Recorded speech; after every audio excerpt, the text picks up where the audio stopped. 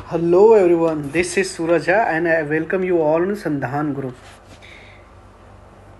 ये हमारा current affair का दूसरा सेशन है। जैसा कि हमने आपको प्रॉमिस किया था कि मैं आपका रिवीजन सेशंस लेता रहूँगा, चाहे वो स्टैटिक हो, करंट अफेयर हो, ठीक है। तो करंट अफेयर सेशन में ये हमारा दूसरा लेक्चर है और हम कोशिश करेंगे कि नेशनल अफेयर जो है ना, बेसिकली पॉलिटिकल अफेयर्स, वो मैं एंड कर दूँ, यहाँ पे ख़त्म कर दूँ आपका, ठीक है। तो बने रहिए मेरे साथ और आज आपका कोशिश करूँगा कि नेशनल अफेयर ख़त्म हो जाए, उसके बाद हम स्कीम्स को लेंगे, ठीक है। फिर स्कीम्स को ख़त्म करेंगे। चलिए शुरू करते हैं जी, करें शुरू। चलिए जी, तो हमारा आज का पहला लेक्चर है। फर्स्ट वो है कि इलेक्टोरल जो बॉन्ड है ना, पढ़ा ही होगा आप सभी ने, इसके थ्रू जो है ना कोई भी ऑर्गेनाइजेशन या कोई भी इंडिविजुअल पॉलिटिकल पार्टी को फंड करती है। तो जो इलेक्टोरल बॉन्ड है, सुप्रीम कोर्ट ने, ऑनरेबल सुप्रीम कोर्ट ने डिक्लेयर कर दिया अनकॉन्स्टिट्यूशनल। क्या डिक्लेयर किया? Declared unconstitutional, ultra vires. Okay जी। तो क्यों किया? रीज़न क्या था? द रीज़न वाज सिंपल कि ये वायलेट कर रहा है आपके आर्टिकल 19 क्लॉज 1 सबसेक्शन ए। इस आर्टिकल को यहाँ पे है, ये बोलता है कि आपके पास ये फंडामेंटल राइट है कि आपको you have right to information, ठीक है। ये आपका fundamental right to information act भी है, बट लीगल राइट के साथ साथ, स्टेचुटरी राइट के साथ साथ, नौ फंडामेंटल राइट भी है ये, राइट टू इंफॉर्मेशन। ये चीज़ आपको याद रखना है। अच्छा, ये चीज़ जो बोला इन्होंने कि भाई चूंकि इलेक्टोरल बॉन्ड जो है वो राइट टू इंफॉर्मेशन को वायलेट कर रहा है, इसलिए इलेक्टोरल बॉन्ड अनकॉन्स्टिट्यूशनल है। इसलिए आपने पढ़ा भी होगा नेशनल अफेयर्स में, न्यूज़ में, पेपर में, कि सुप्रीम कोर्ट ना बहुत डांट लगाया था एसबीआई को। उन्होंने कहा था सारे लिस्ट जारी कीजिए भाई और सारे डिटेल बताइए किसने कितना डोनेट किया है, ठीक है, किस पार्टी को कितना गया है। तो फिर आप देखेंगे आपके पास आया होगा वो गेमिंग वाली एक कंपनी थी, उन्होंने सबसे ज़्यादा करा था, तो ये आपको पता चला था, ठीक है। तो सुप्रीम कोर्ट ने एक कॉन्सेप्ट को अप्लाई करके बोला कि ये जो इलेक्टोरल बॉन्ड है ये अनकॉन्स्टिट्यूशनल है। उन्होंने supreme court applied which concept and then declared it is unconstitutional, applied the concept of double proportionality test, DOU, double proportionality test। क्या होता है टेस्ट? ये कहता है कि भाई जो डिफरेंट फंडामेंटल्स आपके राइट है ना, उसके बीच एक सामंजस्य होनी चाहिए, मतलब एक बैलेंस होनी चाहिए, ठीक है, right to information and right to privacy के बीच। तो right to information and right to privacy के बीच आप इतना याद रखो, concept of double proportionality test का मतलब होता है कि दो कॉम्पिटिटिव फंडामेंटल राइट के बीच एक बैलेंस बनाना। चूंकि ये बैलेंस यहाँ बन नहीं रहा है इलेक्टोरल बॉन्ड में, प्राइवेसी भी रखना है लेकिन लोगों को इन्फॉर्म भी करना है, तो यहाँ पे बैलेंस नहीं बन रहा है।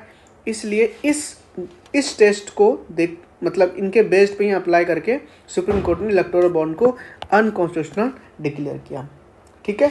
ये चीज़ आपको याद रखना है। इलेक्टोरल बॉन्ड में आप डोनेट कर सकते हो 1000, 10,000, 1 लाख, 10 लाख, इस फॉर्म में ही होता है, ठीक है, एटसेट्रा, याद रखना। चलो जी दूसरा देखते हैं, इससे ज़्यादा नहीं देखना आपको, काफ़ी है। अगर थोड़ा बहुत और मैं बता दूं तो एक चीज़, थोड़ा सा ना हिस्ट्री देख ही लो आप, थोड़ा सा हिस्ट्री देख लो, मैं चाहता हूँ थोड़ा सा हिस्ट्री देख लो। इलेक्टोरल बॉन्ड का स्कीम जो सबसे पहले आया था ना, वो आया था 2017 में। उस समय अरुण जेटली जी फाइनेंस मिनिस्टर थे, उन्होंने इंट्रोड्यूस करा था, ठीक है, 2017 में, ठीक है। और इलेक्टोरल बॉन्ड एक टाइप का पी नोट है, इकोनॉमिक्स में आपने पढ़ा होगा ना प्रोमिशनरी नोट के बारे में। तो ये 1000 के डिनोमिनेशन में देता है, डोनेट कर सकते हैं 10,000 या फिर आपका 1 lakh, 10 lakh and last is 1 crore. तो 5 डिनोमिनेशन में आप 5 सेक्शंस हैं, तो या तो आप 1000 कीजिए, या तो 10,000, या तो 1 लाख, या तो 10 लाख, या 1 करोड़। ठीक है जी, ये चीज़ आपको याद रखनी है। बस इतना सा आप याद रखो जी, इससे ज़्यादा आपको कुछ जानना नहीं है। ठीक है, नेक्स्ट टॉपिक है हमारा दूसरा, वो है कि उत्तराखंड ना पहला स्टेट है जो कि यूसीसी को इम्प्लीमेंट किया है, पहला स्टेट है आफ्टर इंडिपेंडेंस। गोवा हमारा है जो पहले से ही है वहाँ पे, ठीक है, और उनका पुर्तगीज़ वाला लॉ है वहाँ अप्लाई पहले से। लेकिन आप जब हमारा संविधान बना उसके बाद पहला स्टेट बना है उत्तराखंड जिन्होंने यूसीसी को लागू किया। तो उत्तराखंड में यूसीसी यूनिफॉर्म सिविल कोड के बारे में हम जानते हैं। It became the first legislature in independent India, Uttarakhand Legislative Assembly, independent India, to implement UCC। ठीक है जी, इतना याद रहेगा। ये जो एक्ट है ना, ये एक्ट एक हाई लेवल कमेटी के अंडर द गाइडेंस बनाया गया था बेसिकली। उनके चेयरमैन थे रिटायर्ड जो सुप्रीम कोर्ट के जो जज थे ना, रंजन पी देसाई। एक कमेटी बनाया गया था, जानना नहीं है बस फिर भी मैं लिख देता हूँ, क्या पता पूछ दे। लेकिन उत्तराखंड स्टेट का तो नाम याद रखना। हाई लेवल की कमेटी थी under the guidance of under supreme court, retired जज था, ठीक है, RTD, justice Ranjana P Desai. ठीक है, अभी पुर्तगीज़ का जो कोड है, पुर्तगीज़ सिविल कोड 1867, बेसिकली वो एलियन कोड है। ठीक है, गोवा फर्स्ट स्टेट है इंडिया में जो यूसीसी के साथ है, लेकिन इंडिपेंडेंट इंडिया में उत्तराखंड है, ये याद रखना। फर्स्ट स्टेट तो वैसे गोवा है, बट अगर इंडिपेंडेंट इंडिया बोले ना आफ्टर इंडिपेंडेंट इंडिया, तो आप उत्तराखंड कीजिएगा। ठीक है जी, तो इसके बारे में ज़्यादा कुछ नहीं लिखूंगा, थोड़ा सा सुन लो, बैकग्राउंड थोड़ा सा सुन लो, याद रखना। ठीक है, कंपलसरी रजिस्ट्रेशन करवाना पड़ेगा मैरिज का, कंपलसरी रजिस्ट्रेशन 60 दिन के अंदर मैरिज को रजिस्टर करिए। ठीक है, बोल तो देता हूँ, लिखना नहीं है, चलो कोई नहीं। और उसके बाद अगर नॉन रजिस्ट्रेशन के केस में अगर आपने रजिस्टर नहीं किया और आपने शादी कर ली, तो भाई 10,000 की आपको पेनाल्टी लगेगी और 3 साल का 3 साल की जेल टर्म भी हो सकती है आपको, या दोनों हो सकता है ना।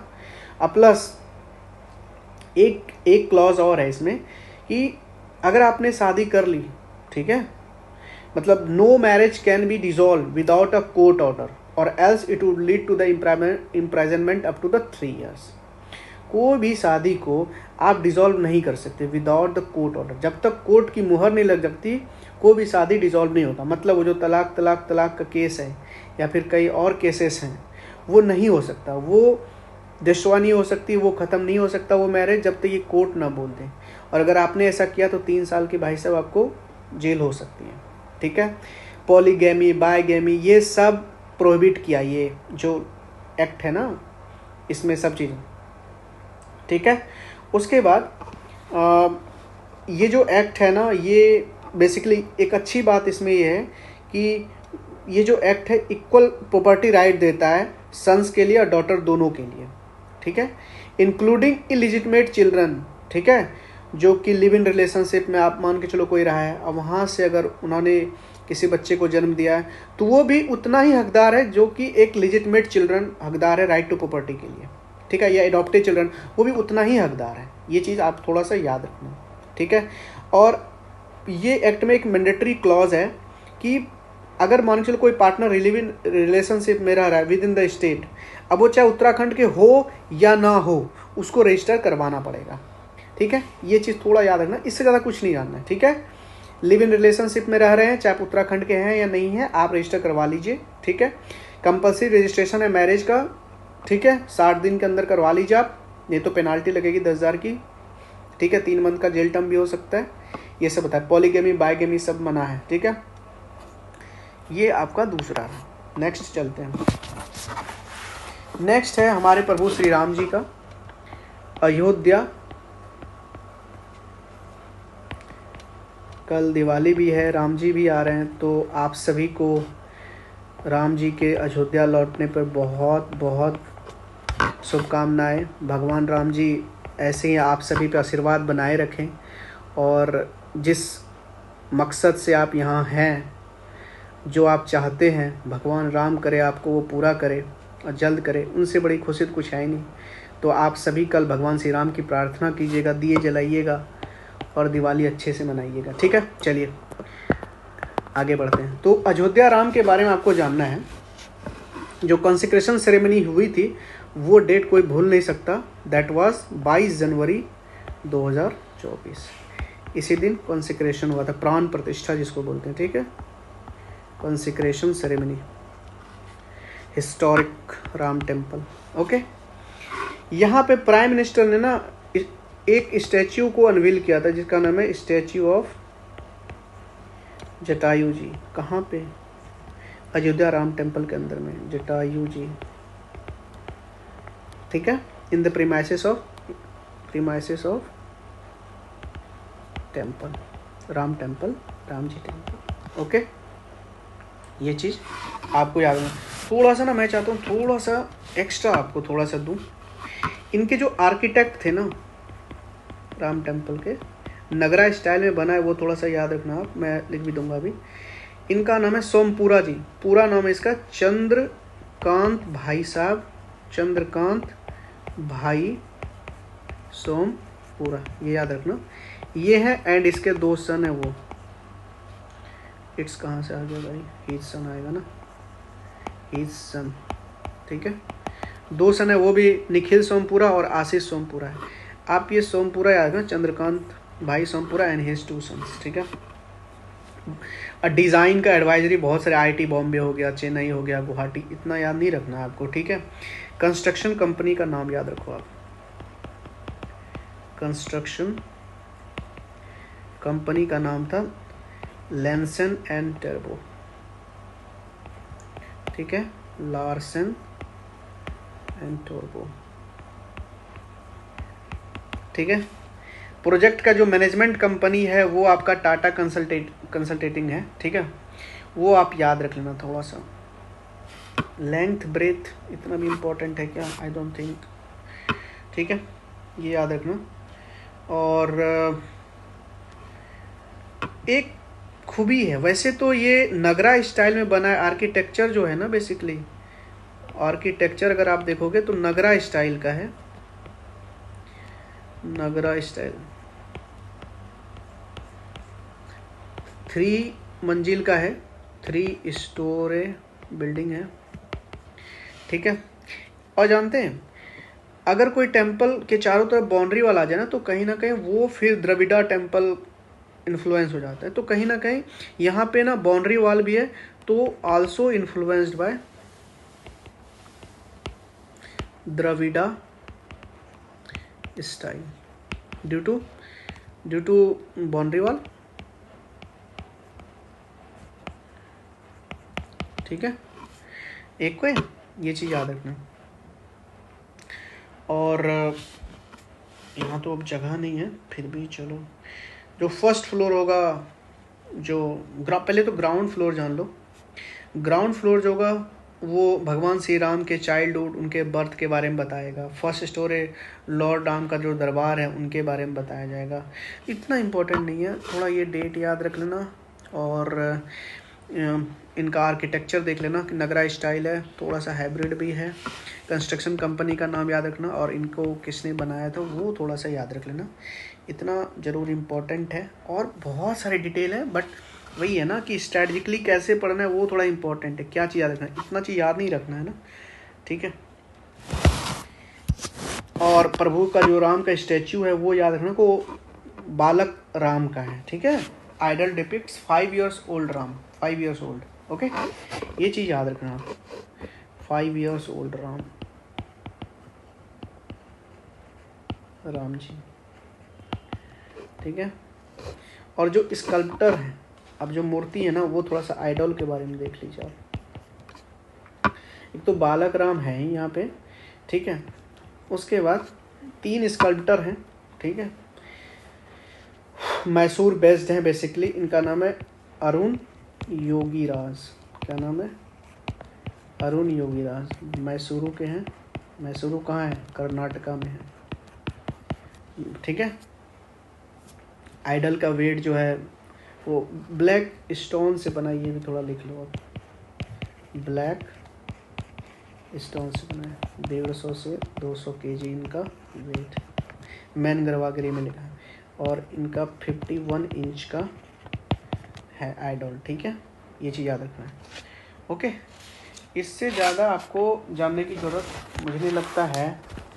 और इस मूर्ति में सारे जो अवतार हैं ना, बेसिकली ये जो मूर्ति है इसमें देखे होंगे आप, सारे जो अवतार हैं प्रभु श्री राम के, जो 10 अवतार हुए हैं, जैसे मत्स्य कुर्मा, वराह, नरसिंह, वामना, ठीक है, राम, कृष्ण, बुद्ध, कल्कि, ये सब के बारे में उनमें दिखाया गया, ठीक है।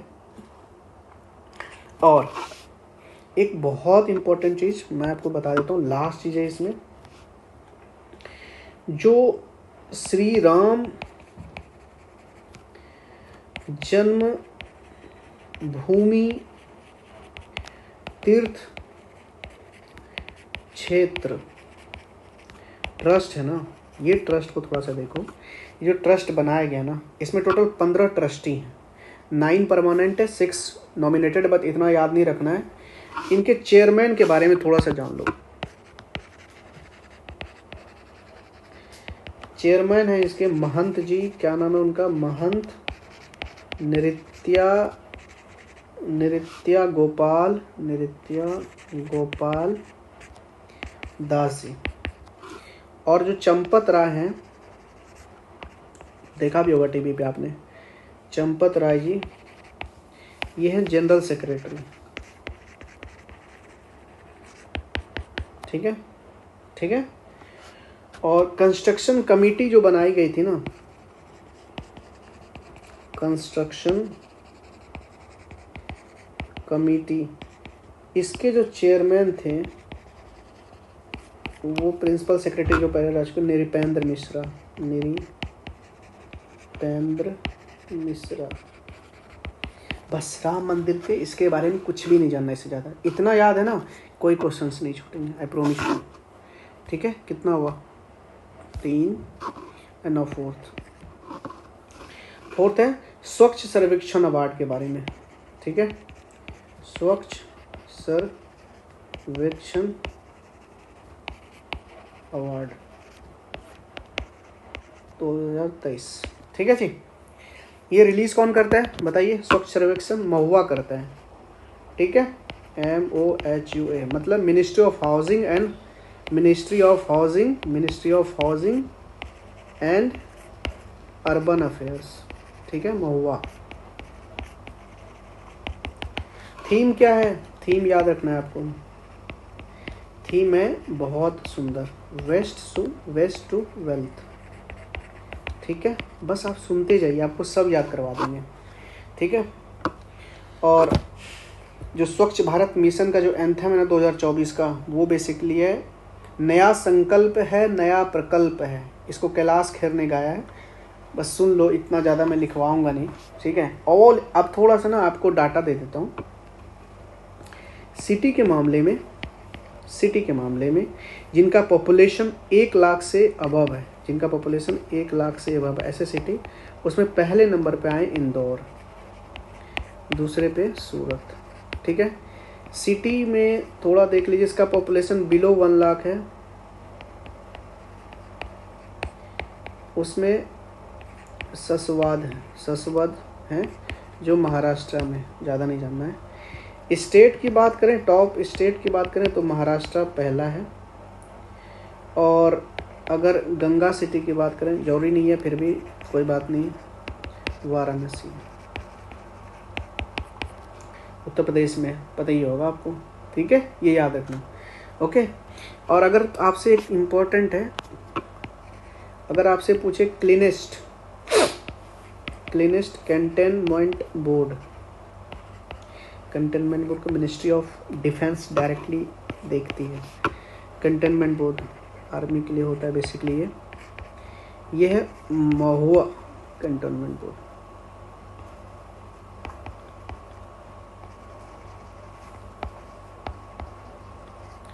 ठीक है, चलिए आगे बढ़े। पांचवा है all India survey on higher education.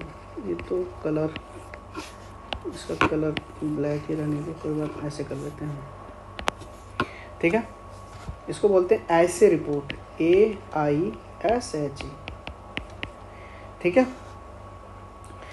इसमें ना मुझे लगता है बहुत ही काफ़ी जार्गन डिटेल है। आई डोंट थिंक सो कि इसको बहुत ज़्यादा याद रखना है, बस छोटा मोटा आप थोड़ा सा ना कुछ चीज़ें याद रख लो। सुन लो मेरी बात।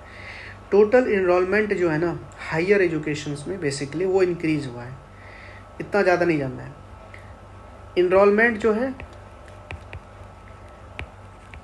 हायर एजुकेशन में इंक्रीज़ हुआ है। अगर मैं फीमेल की देखूं, फीमेल का इनरोलमेंट वो भी इंक्रीज़ हुआ है। ST स्टूडेंट को देखूं वो भी इंक्रीज़ हुआ है। ST फीमेल का देखूं वो भी इंक्रीज़ हुआ है। माइनॉरिटी स्टूडेंट का देखूं, मतलब वो सब भी इंक्रीज़ हुआ, सब चीज़ इंक्रीज़ हुआ है।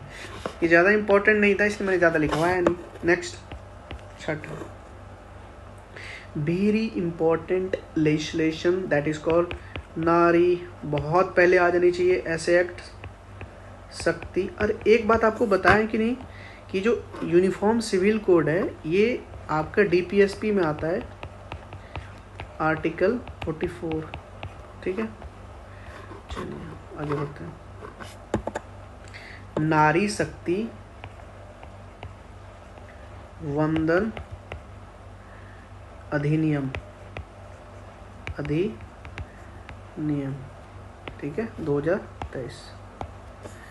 चलिए इनके बारे में देखते हैं। ये एक्ट के हिसाब से 33% जो सीट है ना रिजर्व्ड हो जाएगा, किसके लिए? For women. कहाँ पे? ध्यान सुनिएगा, थोड़ा सा ना इम्पोर्टेंट है। लोकसभा में और स्टेट का जो लेजिस्लेटिव असेंबली है वहाँ पे।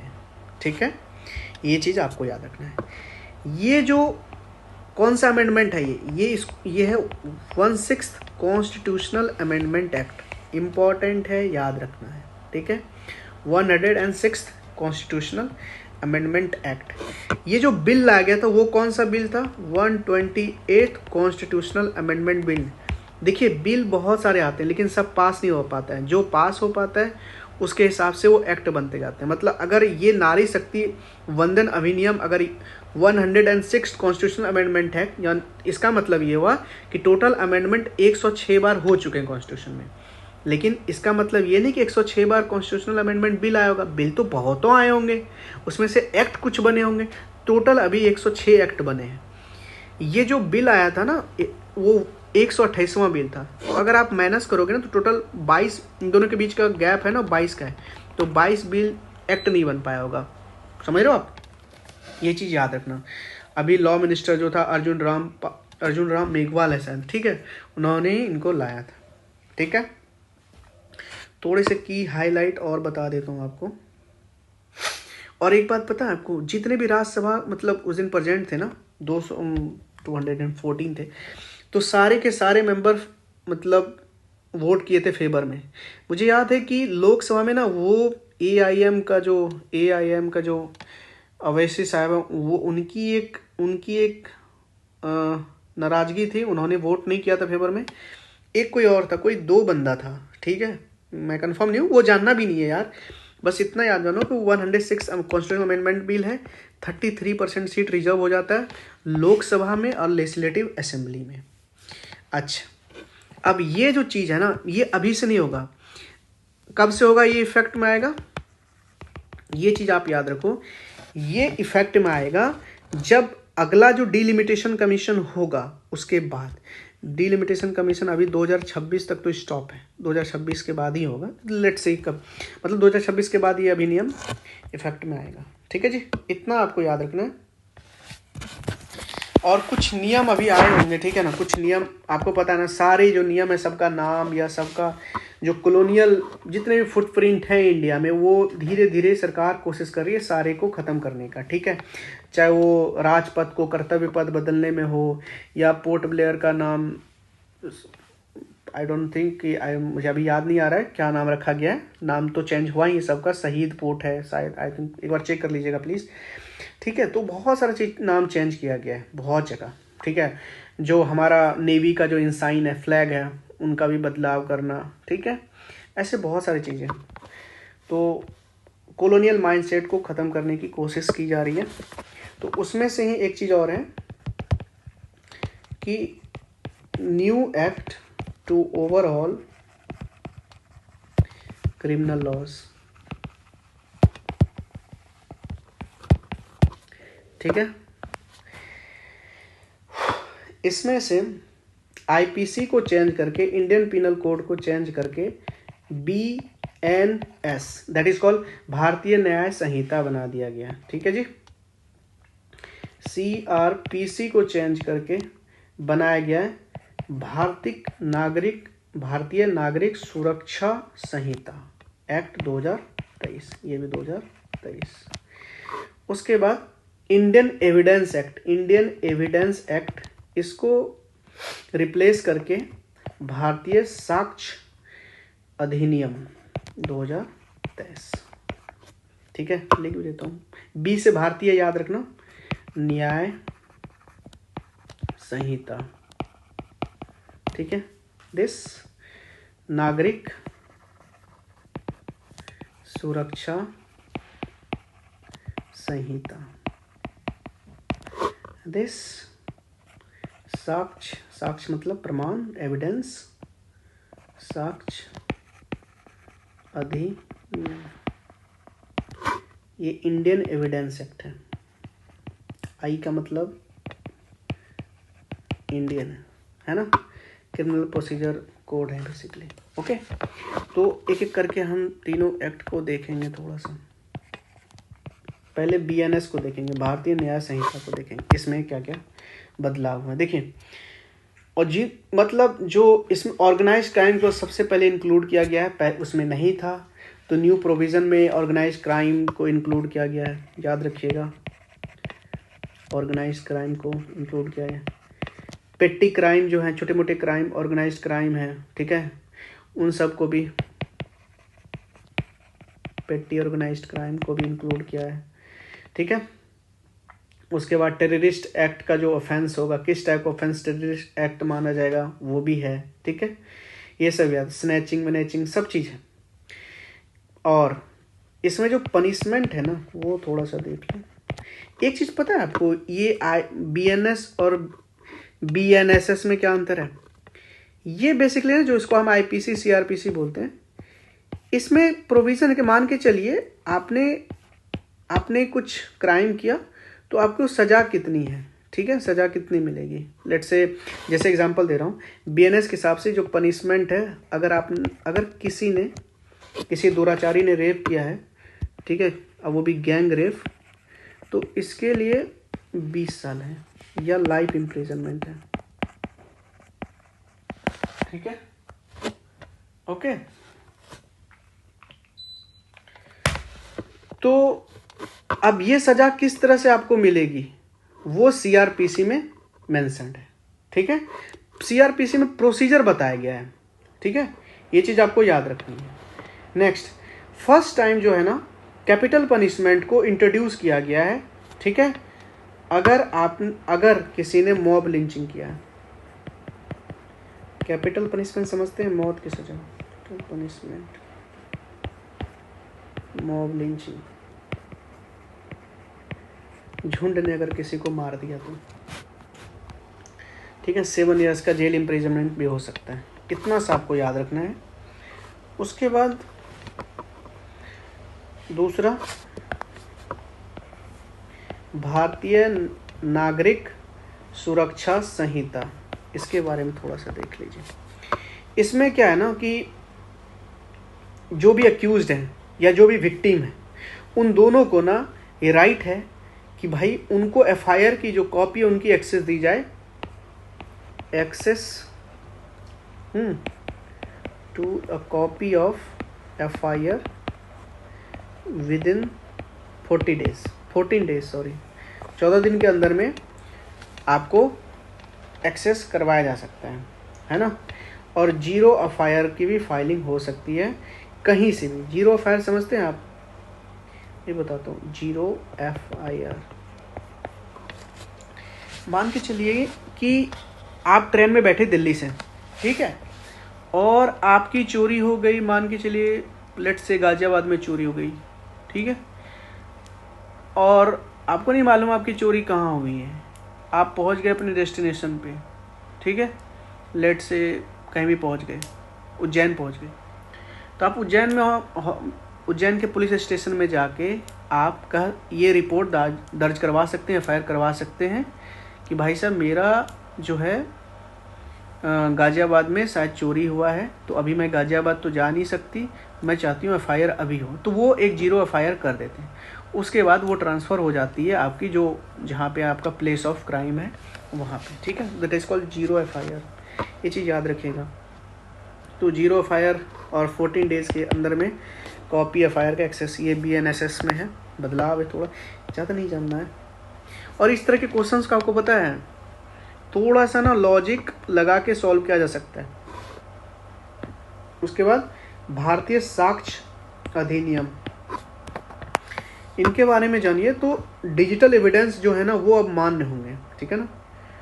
कोई भी डिजिटल या इलेक्ट्रॉनिक है, डिजिटल रिकॉर्ड को एविडेंस माना जाएगा, एज एविडेंस। इसकी लीगल वैलिडिटी होगी भाई साहब, ठीक है।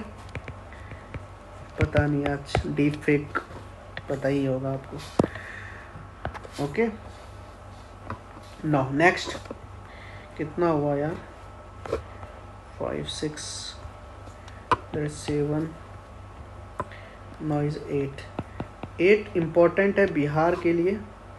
पटना का जो हाई कोर्ट है ना, आपको सुना ही होगा आपने, 65% जो कोटा दिया गया था बिहार सरकार ने, उसको स्ट्राइक डाउन कर दिया है, अनकॉन्स्टिट्यूशनल कर दिया है, ठीक है, वो माने नहीं है।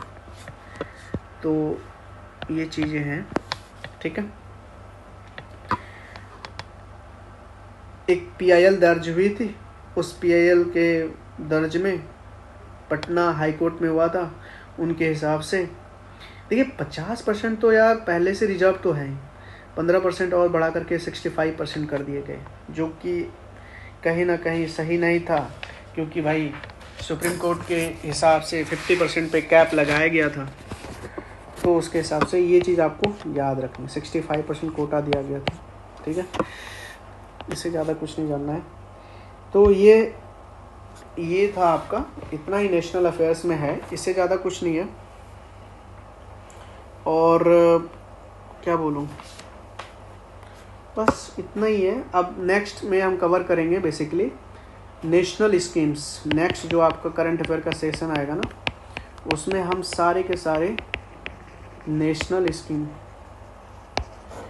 एक चीज़ बताऊं आपको, दिल से बता रहा हूँ, जो भी मैं आपको पढ़ाता हूँ ना, ये सारे जो टॉपिक्स हैं, 8 टॉपिक्स हैं, ये बहुत ही बर्निंग टॉपिक रहे।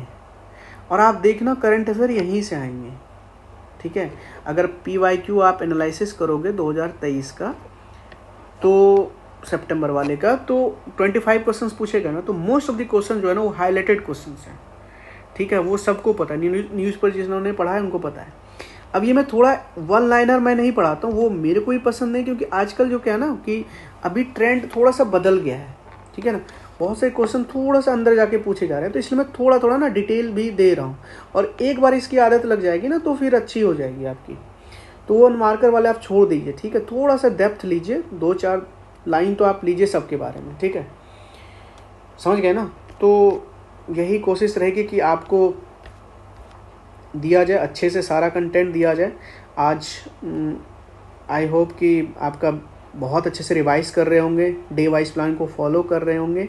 लगे रहिए, मेरी पूरी कोशिश है कि आप सबको ना बिल्कुल भी द डे के लिए तैयार कर दूं, ठीक है। रिवीजन टेस्ट से रिवीजन सेशंस, जो मास्टर क्लासेस होंगी, कैसे क्या करना है द डे, वो भी लूँगा मैं, तो एवरीथिंग विल बी इंक्लूडेड। और ये जो संधान ग्रुप है, आप इसको ऐसे मत समझिए कि कोई ऐसे ही ग्रुप बनाए और बस कुछ भी हो रहा है। 11 रुपये मैंने ज्वाइन करने के लिए रखा गया था, जो कि कुछ भी नहीं है, ठीक है, एक गुरु दक्षिणा के रूप में था।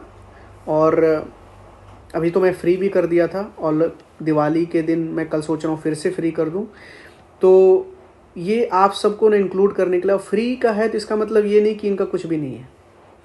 आप जो भी मैं डाल रहा हूँ, जो भी मेरे कंटेंट हैं, जो भी मैं मेंटोरशिप, सिर्फ मेंटोरशिप नहीं, एक तरह का फाउंडेशनल क्लासरूम ही दे रहा हूँ। सारा चीज़ आपका रिवीजन करवा रहा हूँ, सब चीज़ प्रोवाइड कर रहा हूँ। तो ये फ्री सेशन का ना सही नहीं रहेगा। तो आप पहले ना कंटेंट देखो, आप मिलाओ, ठीक है, बाकी जगह से मिलाओ। अब फिर मुझे बताओ कि जो मैं आपको दे रहा हूँ, क्या ऐसा कंटेंट कहीं मिल रहा है क्या, ठीक है। आप ज़रा इस पर देखना। तो जो भी मैं आपको दूंगा ना, वो टू द पॉइंट होगा, फैक्ट होंगे, ठीक है ना। बस विश्वास रखना, मेहनत करते रहना और लगे रहो। आपका बीपीएससी का प्रीलिम्स आराम से क्लियर होगा, ठीक है, समझ रहे हैं।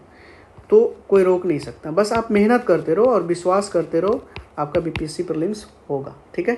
तो इसी नोट के साथ नेक्स्ट जो करंट अफेयर का सेशन होगा, नेशनल स्कीम्स और इनिशिएटिव को लेके आऊँगा, ठीक है। तो all the best, once again happy Diwali. अच्छे से मनाइए, पूरे परिवार के साथ मनाइए, अगर परिवार के साथ नहीं है तो दोस्तों के साथ मनाइए, अच्छे खाइए पीजिए, मस्ती से रहिए। Happy Diwali once again to all of you. This is Suraj Jha and thank you ji. Okay.